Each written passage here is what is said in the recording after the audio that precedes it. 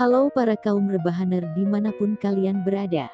Kembali lagi bersama Sandra di sini. Di video kali ini, saya akan melanjutkan cerita menegangkan drama Squid Game yang kedua. Pada part kali ini, kita akan diperlihatkan pada Gi-hun dan teman-temannya, yang masih harus terus berjuang melakukan apapun agar bisa bertahan di dalam permainan yang lebih gila dan mematikan. Sebelum kita ke alur ceritanya, jangan lupa untuk like, komen, subscribe, dan nyalakan loncengnya ya lu. Baik, tanpa berlama-lama lagi, yuk langsung aja kita ke alur ceritanya. Seperti biasa, editor, intro dulu dong.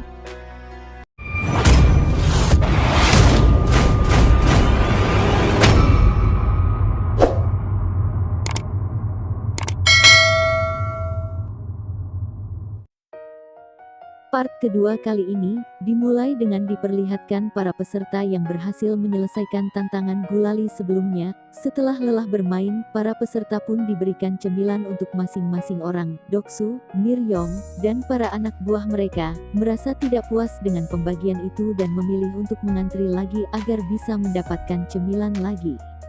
Tak disangka jumlah cemilan itu ternyata sudah disesuaikan dengan jumlah pesertanya, jadi karena perbuatan Doksu dan anak buahnya, beberapa peserta pun tidak mendapatkan bagian. Kemudian seorang peserta yang tidak mendapatkan bagian, lantas mengamuk dan mencoba melawan Doksu, namun sayangnya ia malah dihajar oleh Doksu sampai tewas.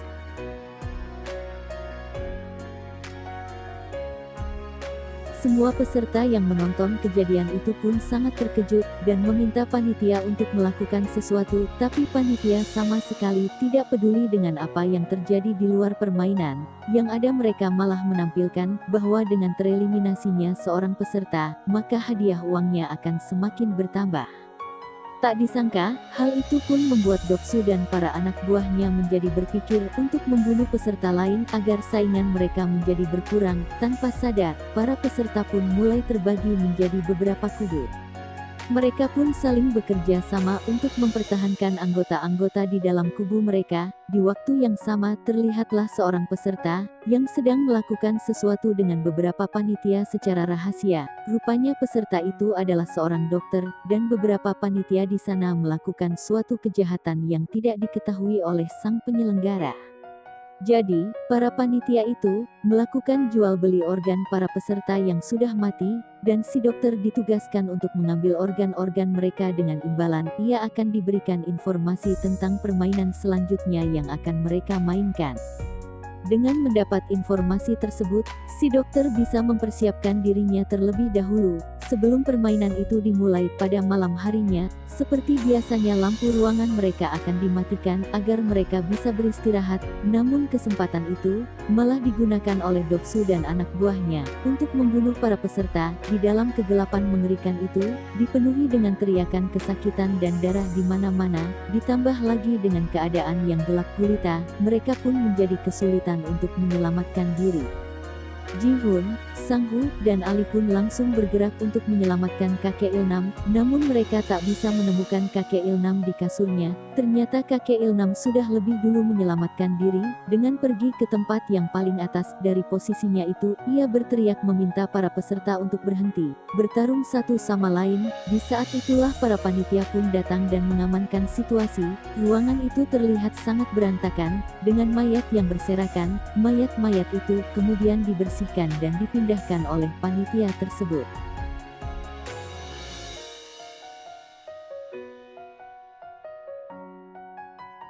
Singkat cerita, esok pun terang. Mereka pun dikumpulkan kembali untuk mengikuti permainan selanjutnya. Kali ini, mereka diminta untuk membuat tim yang berisikan 10 orang. Si dokter yang sudah mengetahui permainan pun sengaja memilih Doksu dan anak buahnya sebagai timnya, karena permainan yang akan mereka mainkan adalah tarik tambang. Sementara Gi-hun dan peserta lain yang tidak tahu apapun, memilih teman-teman terdekat mereka dengan random. Tim Gi-hun dipenuhi oleh 3 wanita dan 1 aki-aki. Alhasil tim itu pun menjadi sasaran empuk bagi tim lainnya. Tarik tambang yang akan mereka mainkan, bukanlah tarik tambang biasanya. Mereka akan bertanding di atas ketinggian, sehingga salah satu tim yang kalah pastinya akan jatuh dan tewas.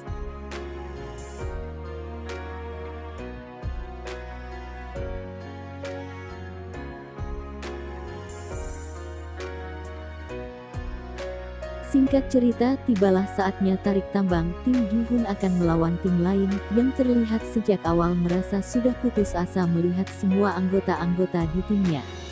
Namun sempat sebelum permainan dimulai, Aki Il-nam pun membagi tips dan trik yang dahulu biasa ia pakai saat bermain tarik tambang. Kini yang mereka perlukan hanyalah kerjasama tim dan saling percaya. Pada awalnya mereka pun berhasil dengan yang mereka lakukan, namun sayangnya karena pihak lawan sangatlah kuat, mereka pun tetap saja tak bisa mengalahkannya.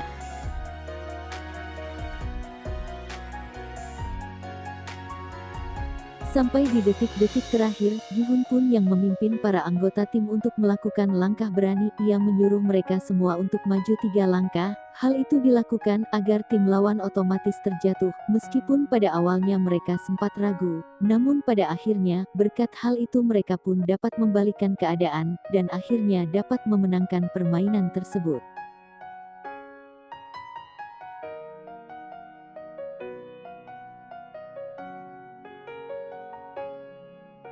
Di akhir permainan, dari 80 peserta kini tersisalah 40 peserta yang masih bertahan. Setelah permainan usai, seperti biasa si dokter akan dipanggil untuk melakukan operasi pengambilan organ. Saat itu Junho yang menyamar, diminta oleh seorang panitia untuk ikut melakukan pengiriman organ. Di sanalah, Junho melihat apa yang dilakukan oleh si dokter dan para panitia itu. Mereka mengambil organ-organ penting dari mayat peserta yang sudah tereliminasi. Organ-organ itu nantinya akan dijual agar mereka bisa mendapatkan cuan. Setelah menyelesaikan tugasnya, dokter itu pun meminta imbalannya pada para panitia, namun para panitia itu mengaku belum mengetahui apa permainan selanjutnya. Hal itu tentu saja membuat si dokter pun sangat marah, karena jika malam ini ia tidak mendapatkan info apapun, maka Doksu pasti akan langsung membunuhnya. Dengan pisau operasinya, ia pun langsung membunuh seorang panitia dengan brutal. Setelah itu ia pun keluar dan kabur dari ruangan labirin tersebut, dan dikejar oleh seorang panitia, sampai akhirnya mereka pun tiba di ruangan permainan sebelumnya. Di sana si panitia mencoba menenangkan si dokter karena ia tak ingin frontman atau si penyelenggara mengetahui perbuatan mereka.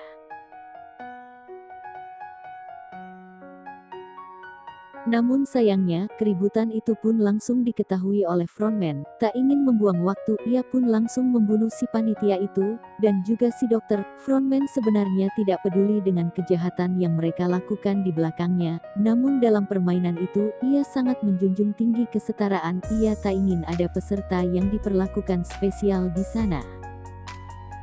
Ia percaya bahwa setiap orang berhak mendapatkan kesempatan terakhir untuk mempertahankan hidup mereka dengan adil. Di waktu yang sama, Junho dan seorang panitia menyusup lewat pintu rahasia. Keduanya ditugaskan untuk mengirim organ-organ sebelumnya kepada para pembeli. Tak disangka, setelah melewati jalan rahasia itu, panitia itu pun menodongkan pisau ke arah Junho. Ternyata ia selama ini curiga, karena Junho sudah bersikap aneh untuk melindungi dirinya. Junho pun mengeluarkan pistolnya. Dengan pistol itu, ia pun membunuh panitia itu, dan masuk ke dalam ruangan frontman.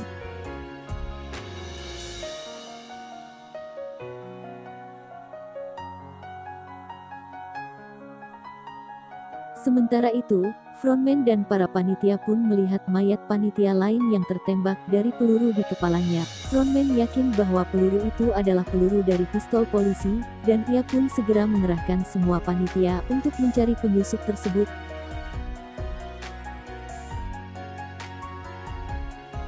Sementara itu, Junho yang menyusup ke dalam ruangan frontman, mencoba untuk mencari tahu informasi tentang kakaknya. Dari puluhan berkas-berkas di sana ia pun menemukan fakta bahwa kakaknya memang pernah menjadi peserta dalam permainan tersebut. Setelah itu, waktu permainan selanjutnya pun tiba. Dalam perjalanan menuju ke ruangan permainan, mereka pun diperlihatkan mayat si dokter dan mayat panitia-panitia yang lain. Mereka secara resmi meminta maaf, sekaligus mengingatkan bahwa hal itu akan terjadi pada mereka jika mereka berbuat curang pada permainan. Kali ini, mereka diminta untuk berpasangan 2 orang, karena jumlah peserta saat itu 39 orang, itu artinya akan ada 1 orang yang tidak memiliki pasangan, sementara itu tidak ada satupun peserta yang mau berpasangan dengan Aki Ilnam, mereka takut jika di permainan kali ini akan membutuhkan kekuatan. Karena merasa kasihan, Gi-hun pun memutuskan untuk berpasangan dengan Aki Ilnam. Pada akhir pemilihan pasangan, tersisalah Miryong yang tidak mendapatkan pasangan, dan lalu dibawa oleh para panitia ke ruangan lainnya. Di ruangan permainan, masing-masing peserta diberikan 1 kantong yang berisi 10 kelereng. Dalam waktu 30 menit, peserta yang mendapatkan 20 kelereng di akhir permainan akan dinyatakan sebagai pemenang. Itu artinya, mereka harus bersaing melawan pasangan mereka sendiri.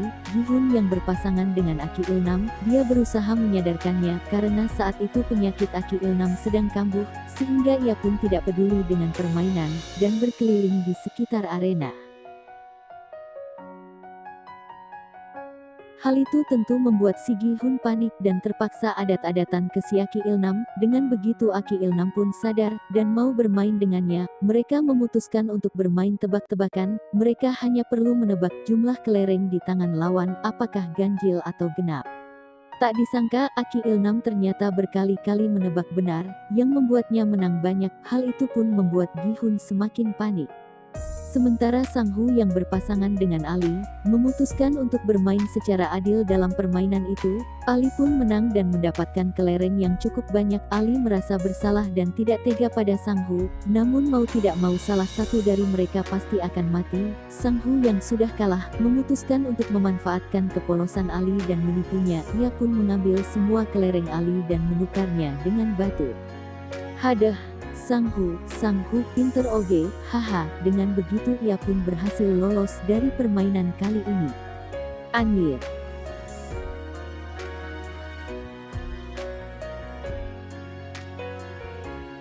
Di sisi lain, Sebiok yang berpasangan dengan seorang wanita bernama Ji-yong, memilih untuk menghabiskan 30 menit mereka untuk mengobrol, dari mana Ji-yong pun menyadari, bahwa Sebiok lebih pantas untuk selamat daripada dirinya, mengingat Ji-yong selama ini hidup sebatang kara dan tidak ada satupun orang yang menunggunya. Oleh sebab itulah ia pun memutuskan untuk mengalah dan membiarkan Sebiok lolos dari permainan itu.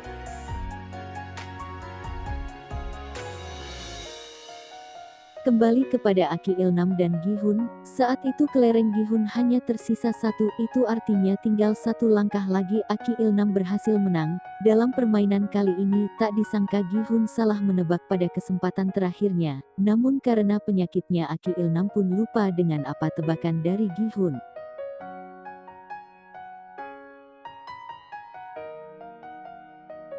Karena hal itu, si Gi-hun pun mengganti tebakannya, sehingga ia pun berhasil menang. Hal itu terus dilakukan oleh Gi-hun agar bisa membalikan keadaan, sampai akhirnya kelereng Aju Ilnam pun hanya tersisa 1.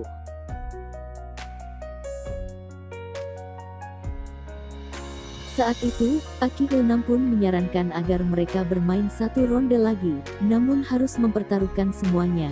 Gi-hun yang mendengar hal itu merasa tidak adil karena ia memiliki 19 kelereng, sementara si Aki hanya memiliki 1 kelereng.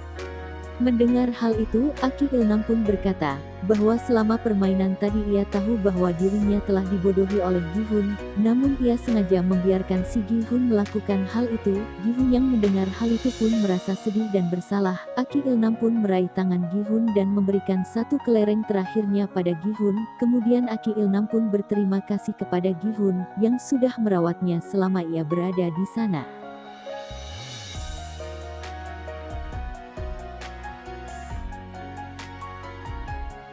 Dan berkat Gi-hun, Aki Ilnam merasa bahagia di sisa-sisa akhir hidupnya. Tepat setelah mengatakan hal itu, waktu pun habis. Aki Ilnam pun dinyatakan tereliminasi dan ditembak hingga tewas.